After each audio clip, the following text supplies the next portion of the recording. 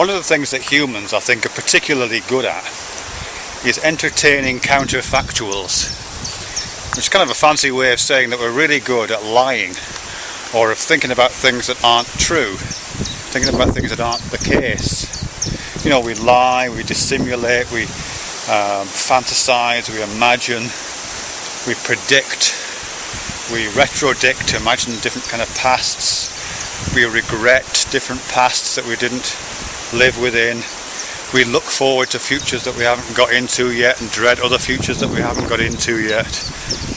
We look around at other people who are a bit like us and imagine ourselves in their shoes. You know, all this counterfactual stuff, all these imaginings which are counter to the facts of the situation you're in right now. It's completely second nature to us, isn't it? We're really, really good at it. And it's completely effortless. You know, it requires no effort at all to imagine these things. You know, like that film Valkyrie, which is about the failed assassination of Hitler. It's completely, as I say, completely effortless to imagine that, and imagine what it'd been like if it succeeded. I mean, that's one of the attractions of that story, I think, in the film, is that we run through the simulation in our mind. Oh, if only this had been true, if only this had happened. You know, if only they hadn't moved that case, and the table hadn't protected Hitler from the blast, he would have died, and then various other things wouldn't have happened, and different things would have happened, and the future would look like this right now. You know, we run a counterfactual simulation, and we can do that, you know, easily, and in the past certainly. You know, not just the big moments of history, but our own pasts. It's very, you know, we do it without any effort and without any bidding, really. You know, that's what regret is, isn't it? We imagine the past, and we think, oh, if it could have been so different, if only I'd made this career choice, or if only I'd made that other relationship choice, or if only I'd made a lifestyle choice at that point, if only I'd studied harder for that exam, you know, whatever it may be. It's so easy to do that. And then we can kind of run the simulations forward. I would be here right now. Instead of being here right now, I would be in this other place right now, doing these other things, with this other person, in this other career, living this other kind of lifestyle. You're counterfactual, imagining ourselves in situations counter to the facts. And we can do it in the future, can't we, as well? In fact, I think there's probably a case to suggest that this is where it came from. We can imagine the future, can't we? Imagine different futures. We can imagine dystopian futures in which everything goes pear-shaped, and we can imagine utopian futures in which everything goes human-shaped or something like it, or God-shaped. We can imagine those things really easily, and various different utopias and different dystopias. You know, we can imagine a world without us, which for some people is a dystopia, other people is a utopia. We can imagine a world in which, I don't know, Wings Over the World, the film Things to Come, in which the organisation of humanity has reached such a level that we are able to transcend our fallen flesh and live in perfect harmony with everything or something. We can imagine that, which for some people is a utopia, other people is a dystopia. We can you know, present these counterfactual situations for ourselves.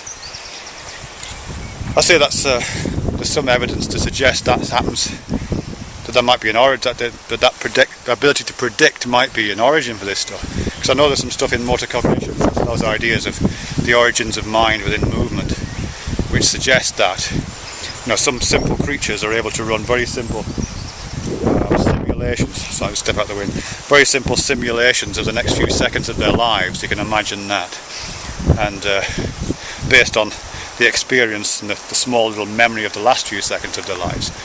So, for example, you can imagine a simple creature whose the last few seconds of its existence stored in memory has been one of increasing temperature around it. Imagine that. As it's moving in a certain direction, that increase in temperature is correlated with its movement potential. Which doesn't take a genius. In fact, it takes a very simple, almost like a thermostat, to predict that you keep going in that direction, you're going to keep increasing in temperature to the point where you fry. So a creature that can do that, can make that kind of prediction from the very simple data of the past, is presenting a simple counterfactual. And so it operates its cilia, or its pseudopodia, or its limbs in the opposite direction, and scoots back towards the coolness of a few seconds ago. And yeah, that's a bit of a side issue. But anyway, it's just one of the possible routes of counterfactuals. This way, please, come on. So yeah, we can imagine the past, we can imagine the future in all kinds of different ways. We can probably imagine the present, can't we? I can imagine myself as I am now, but taller, or more muscular, or female. I can kind of imagine a little bit, although it fails considerably here, kind of imagine myself here now as an animal. Some animals, as long as they're a bit like me. Wind. I can imagine myself being here and it not being windy.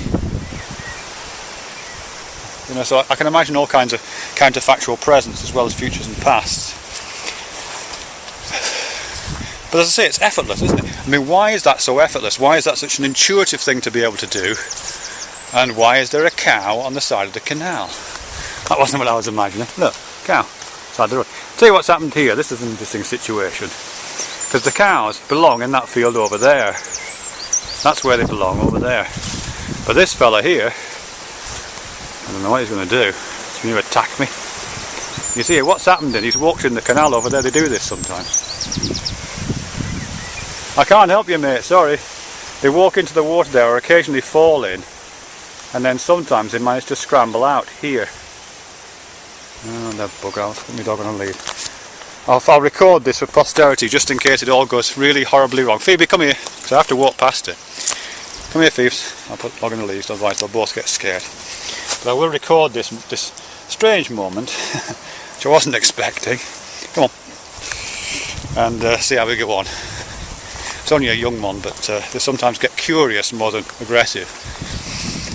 Particularly when I've got a dog, so here we are, look. Hello. Don't, oops, sorry, oops. Oh, damn it. I stumbled and it scared it. Sorry, mate. Twisted my ankle, actually. Sorry, mate. It's a bullock, actually, this thing, but I don't think they're dangerous. Come on. You alright, son? You alright? You alright? Come on. Oops. Leave his lead. Oh, God, come on. Maybe, come on, come on, come on. Come on. Good girl. Whew. Strange moment, that. I guess the farmer will come down and sort it out. Occasionally I've seen them well, not floating, but swimming in the canal a couple of times, and I've had to ring the farmer to come and go. Anyway, where was I? Oh yeah, counterfactuals. One of the reasons why, sorry for that huge diversion, but I'll see if I can find a way to rope that in. One of the reasons why I think counterfactuals are so easy for us and inform so much of our lives.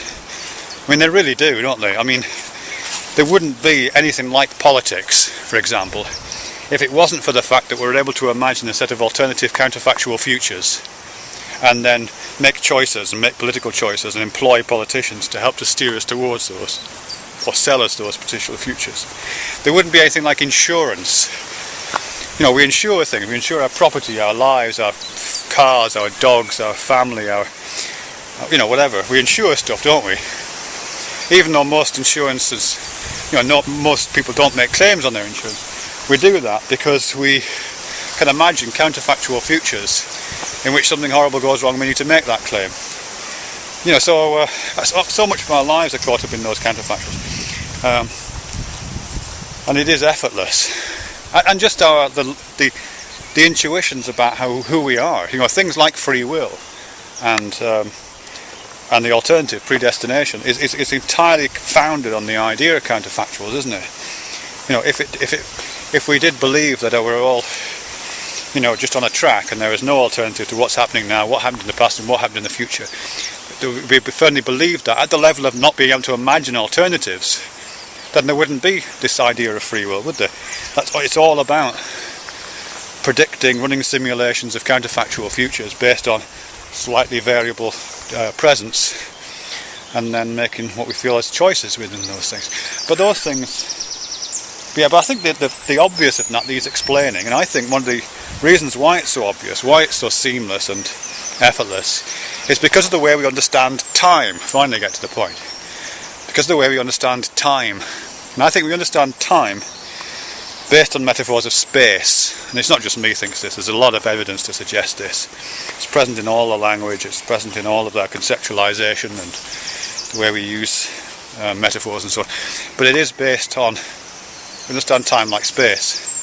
And progress through time, isn't that word? Progress through time, you imagine this progress through space, moving, progressing through space. And that brings with it all kinds of logic, the entailments of that metaphor that space is like time, or time is like space, time is space. The entailments of that metaphor allow us to produce all these effortless counterfactuals. So, for example, looking back in time, but literally looking back in space, there's that bullock still standing by the canal over there, look. I can effortlessly imagine, instead of putting my dog on a lead and kind of hurrying past him, I can easily imagine just saying, oh, I think I'll just turn around and go back the other way. You know what I mean? I mean, I can see the point in which I would have had to make that choice. I can see the point up there when I would have made that choice. And if I exercise my visualization capacities, I can see myself standing there now with Phoebe, looking at the bullock, perhaps talking to you guys on the phone, on this camera, and then taking myself off the other way. Counterfactual alternative. Easy as that, because there it is, there's the space, you know, and the space is so much of a fabric of my understanding that if I just deploy that as a metaphor for time, I can see the point in which it happened. And I can project that back, I can project it way back to when I set off for this walk, and I can imagine myself taking off in a different direction. I can visualise the point when I would have had to make a different choice in the path, which path I took to take me on a different walk.